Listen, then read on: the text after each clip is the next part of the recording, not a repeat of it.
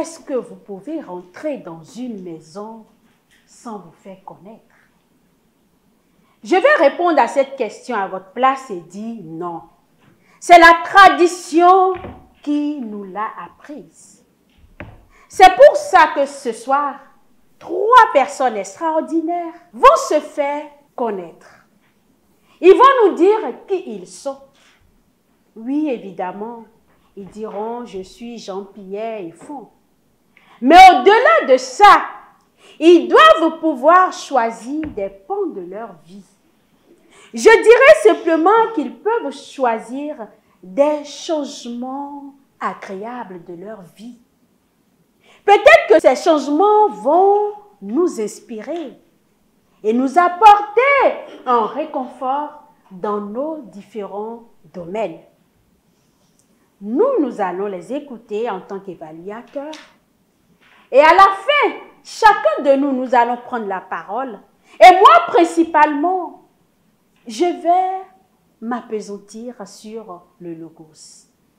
Le logos fait simplement appel à la logique, aux arguments. Et qui dit logique et argument parle de la structuration du texte. Et parle de l'intérêt et des propos que l'orateur aura à partager avec nous. Je vous dirai si le logos a été utilisé à bon escient. Les collègues, le distingué Toastmaster Trésor Amenouvégbé et le collègue Casimir Fassinou, chacun d'eux, nous parlera du pathos et de l'éthos. Et à la fin, nous allons rendre le rapport à notre évaluateur général pour vous dire simplement si les différents objectifs sont atteints pour nos orateurs qui n'ont que ce soir à se faire connaître et mieux se faire connaître de cet auditoire. Rebonsoir, chers amis. Je suis Perpétue Wifa Aromayon, journaliste, communicatrice de formation. Je me présente à vous aujourd'hui aussi stressée que le jour de mon résultat de bac en 2008 pour vous dévoiler quelques aspects de ma personnalité. C'est la première fois que je fais cet exercice. Alors, qui je suis? Les rires éclatent mieux lorsque la nourriture est bonne. Dixit, un proverbe irlandais. Vous l'avez sans doute compris. Je suis Wifa, l'amoureuse du bonheur et de la nourriture. C'est ce qui est le plus important à savoir de moi. Demandez-moi mon plat préféré et j'aurai du mal à vous répondre. Je penserai d'abord à la sauce graine avec la pâte. Et au moment de vous le dire, je me rappellerai de l'oignon pilé avec la sauce arachide. En cet instant, la bohémienne fière que je suis préférera le froment avec la pâte recyclée. Malheureusement, mon esprit me rappellera le goût de la cassa avec le moyo dont j'ai du mal à me passer. Vous l'avez sans doute compris. Au risque de vous mettre l'eau à la bouche, je m'arrêterai là. Sinon, on n'en finirait pas. Normal, je suis une gourmande. Pourtant, enfant, rien ne me prédestinait à cette vie. Même après mes 20 ans, je traînais toujours mes 50 kilos que j'ai gardés jusqu'à connaître la maternité il y a 5 ans. Je mangeais difficilement et à peine un bout rentrait dans ma bouche que j'étais déjà rassasiée. Feu ma mère ne s'en préoccupait pas.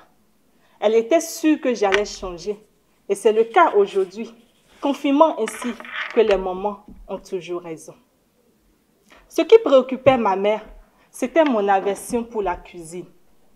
Une aversion qu'entretenait mon père. Je suis l'aînée de 4 enfants et la seule fille. Normalement, je devais être celle qui exécute toutes les corvées ménagères, qui travaille pour 4. Mais mon père n'était pas de cet avis. Je vous le confesse donc, je suis une fille à papa, pourrie. gâté.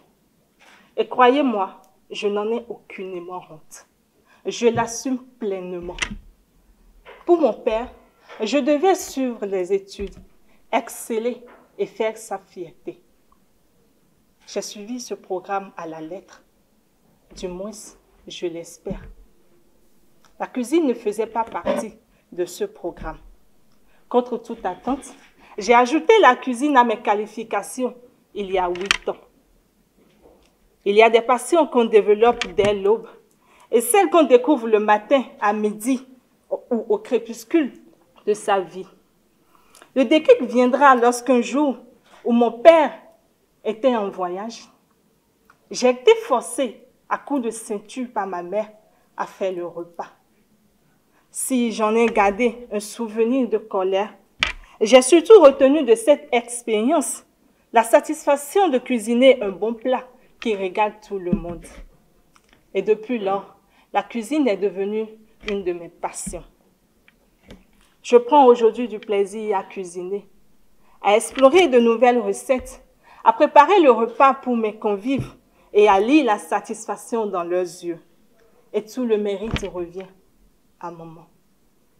Malheureusement, elle est partie il y a 2 ans, me laissant devant mes responsabilités de grande sœur et de maman. Des responsabilités que j'assume avec grand plaisir, beaucoup d'amour, de fierté et de joie. Ce sont les mêmes sentiments qui m'animent aujourd'hui en faisant partie de la grande famille de Cotonou Elite Toastmasters. Ah, Toastmasters. Seydou Badian disait, « L'homme n'est rien sans les hommes. » J'y crois profondément. J'aime l'humain. Oui, l'humain dans toute sa complexité. Même si mes proches me définissent comme casanière, et c'est vrai, parce que je suis une Capricorne, j'aime être entourée, rire aux éclats, aimer et partager. Alors comprenez les raisons qui me poussent à appartenir à la famille Cotonou Elite Toastmasters. Développer mon carnet d'adresses, développer mes compétences de leader dont je suis certaine que la vie m'a dotée, apprendre à sortir de ma zone de confort. Pour moi, la vie est légère. J'ai préféré donc un sujet léger pour ce bris de grâce. Mais dans les mois à venir, je vous parlerai de mes regrets.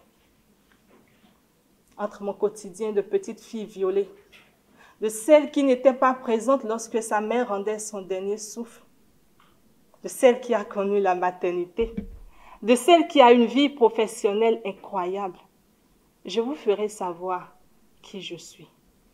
Pour l'instant, retenez juste que je suis Wefa Ahomayon, Capricorne du 10 janvier, passionnée, amoureuse de la vie et des hommes de vous.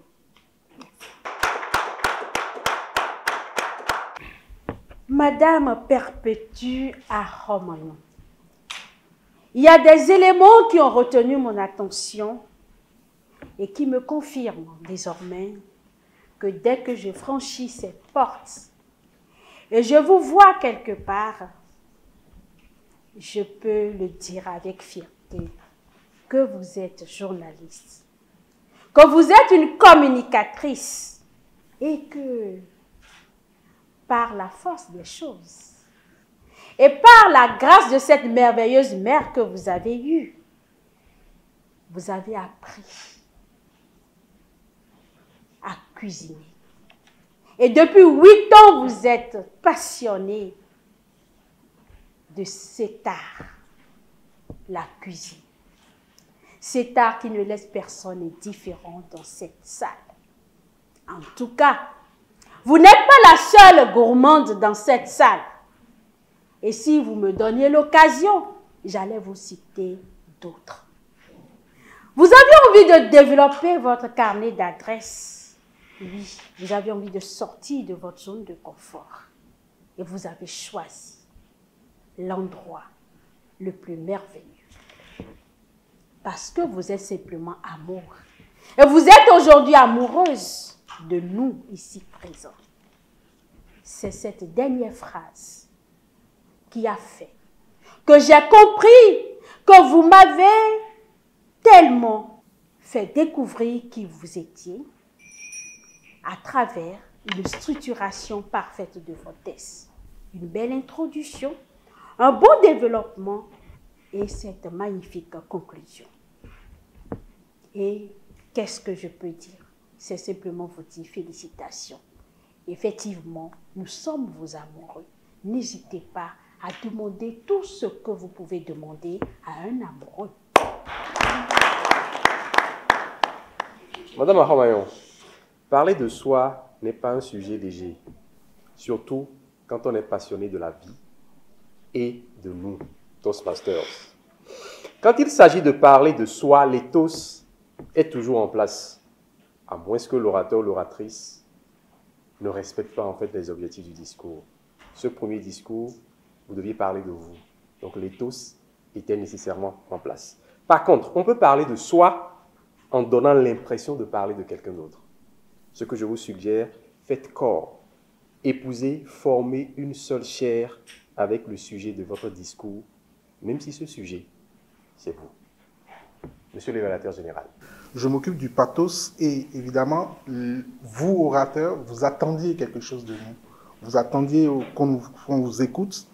Et pour cela, vous devriez justement attirer notre attention, susciter de l'intérêt pour votre discours, arriver même à nous convaincre que vous parliez de vous, comme il a dit tout à l'heure. Tout cela, c'est créer un lien entre vous et nous.